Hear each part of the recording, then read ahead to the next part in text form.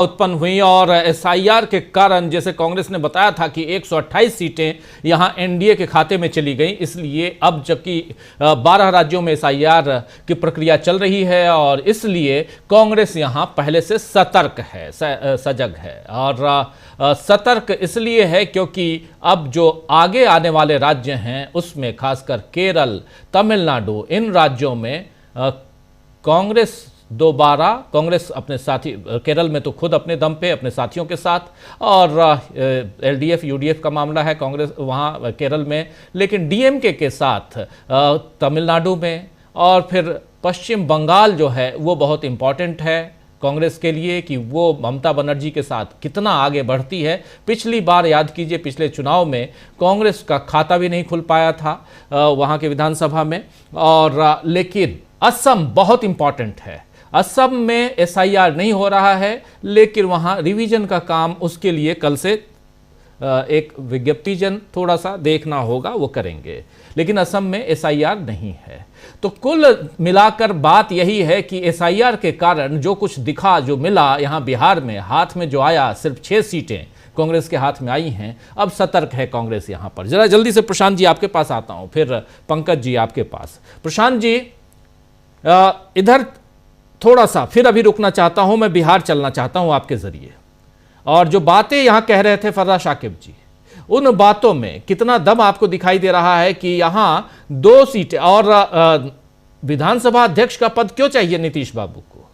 और दूसरी बात कि 85 सीटें हैं नीतीश बाबू की पार्टी के पास, 89 है बीजेपी के पास। बीजेपी अभी सबसे बड़ी पार्टी है, लेकिन जो बात यहां फर्राद शाकिब कह रहे हैं इसमें दम इसलिए दिखाई दे रहा है क्योंकि 4 सीटें उपेंद्र कुशवाहा की। उपेंद्र कुशवाहा राज्यसभा के सांसद हैं और जल्दी उनकी सांसदी चली जाएगी। अगर वो इधर आते हैं, नीतीश बाबू के साथ आते हैं, तो शायद राज्यसभा में दोबारा जा सकते हैं। तो सबको कुछ ना कुछ सियासी तौर पर लालच भी तो है, यह भी देखा जाए। लेकिन और भी क्या कुछ है बिहार में?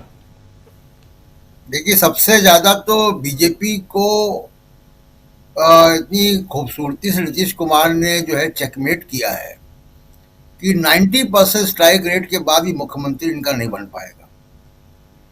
तो आप बीजेपी की विडंबना सोचिए आप। दूसरा कि जो फराज साकिब साहब बता रहे थे, नीतीश कुमार, पहली बात तो ये कि कभी भी विधानसभा भंग करने की जो सिफारिश होती है, जो कन्वेंशन अभी तक है कि नतीजे आते हैं और कैबिनेट की आखिरी मीटिंग होती है जिसमें इस्तीफा होता है, विधानसभा भंग होने की सिफारिश होती है, दोनों चीजें एक साथ गवर्नर को कन्वे होती है। नीतीश कुमार ने यहाँ कोई बदलाव किया, और वो बदलाव जो है वो इसीलिए किया कि वो कल भी हमने चर्चा की थी कि कितना ये दिखा रहा है कि बीजेपी और जेडीयू के बीच में एक अविश्वास है। ये पार्टनर्स के बीच में एक बात नहीं है, कोई राइवलरी है, कहीं कोई अविश्वास है कि अगर हमने कुछ 1 घंटे के लिए भी अगर हमने छोड़ा ये मुख्यमंत्री पद, तो दूसरा कुछ ना कुछ इंतजाम हो जाएगा। जी। तो ये एक अविश्वास दिखाता है, और ये अविश्वास बीजेपी के अंदर तक है। स्पीकर की पोस्ट, क्योंकि वो ऑपरेशन लोटस में महत्वपूर्ण किरदार अदा करता है स्पीकर। महाराष्ट्र का एग्जाम्पल देख लीजिए आप। तो स्पीकर जो है वो ऑपरेशन लोटस को उनको डिफ्यूज करना है कि जेडीयू को बीजेपी तोड़ ना पाए, इसलिए उनको स्पीकर चाहिए। और मजे की बात राजीव जी कि पिछली बार के जो स्पीकर थे इस आउटगोइंग विधानसभा के, नंद किशोर यादव जी, वो बीजेपी के थे। उसके पहले जो स्पीकर थे वो अवध बिहारी चौधरी, वो आरजेडी के थे। जब पलटी मारी, खेल हुआ, तो स्पीकर भी बदला और स्पीकर बीजेपी का आया। लेकिन बीजेपी के जो नंद किशोर यादव थे, वो लगता है उनकी अंतरात्मा की आवाज जाग रही थी, तो उनको टिकट इस बार उनका कट गया। 5 बार के विधायक पटना साहिब के, उनका टिकट कट गया। 7 बार 7 बार के विधायक पटना साहिब के, उनका टिकट कट गया, तो अब वो रेस के बाहर हो गए। वरना नीतीश कुमार को उनसे कोई दिक्कत नहीं होती मेरे ख्याल से।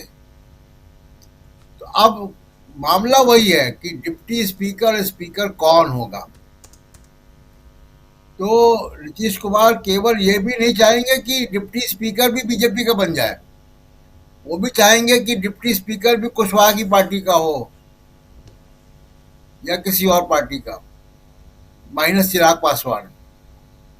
तो ये जो कुनबे के अंदर जो है वो भी काफी डिफरेंसेस हैं। तो नीतीश कुमार की पहली प्रायोरिटी तो ये है कि मुख्यमंत्री बने, और उसमें कोई लोचा नहीं, कोई झोल नहीं होना चाहिए एक सेकंड की भी। और दूसरा कि वो ऑपरेशन लोटस को किस तरीके से बचाएं अपनी पार्टी को। एक और जो चर्चा बहुत है पटना में भी और दिल्ली में भी, वो ये कि ये सब होने के बाद पार्टी को भी नीतीश कुमार रिस्ट्रक्चर करने जा रहे हैं। तो संजय झा और ललन सिंह के बारे में भी कुछ आगे आगे आने वाले दिनों में फैसले होंगे। तो ये सब चीजें एक साथ हो रही हैं और ये बहुत रोचक है। पटना में सबसे रोचक ये है कि बीजेपी 90% स्ट्राइक के बाद भी मुख्यमंत्री अपना नहीं बना पाएगी, और जब से बीजेपी का जन्म हुआ है बिहार में मुख्यमंत्री बीजेपी नहीं बना पाई है। इस बात को नीतीश कुमार ने चेकमेट कर दिया है फिलहाल। तो दूसरी बात कि नीतीश कुमार के मुख्यमंत्री बनने से आरजेडी कांग्रेस को भी कोई बहुत प्रॉब्लम नहीं है, क्योंकि नीतीश कुमार जिस तरीके की सरकार चलाते हैं वो बहुत सांप्रदायिक सरकार नहीं चलाते हैं। उनकी सरकार कम से कम जो है वो सब कुछ नहीं करती जो उत्तर प्रदेश में बीजेपी की या असम में बीजेपी की सरकार है या मध्य प्रदेश राजस्थान में बीजेपी की सरकार करती हैं। तो इसलिए उनको भी बहुत दिक्कत नहीं है अपोजिशन को भी नीतीश कुमार के नाम पे।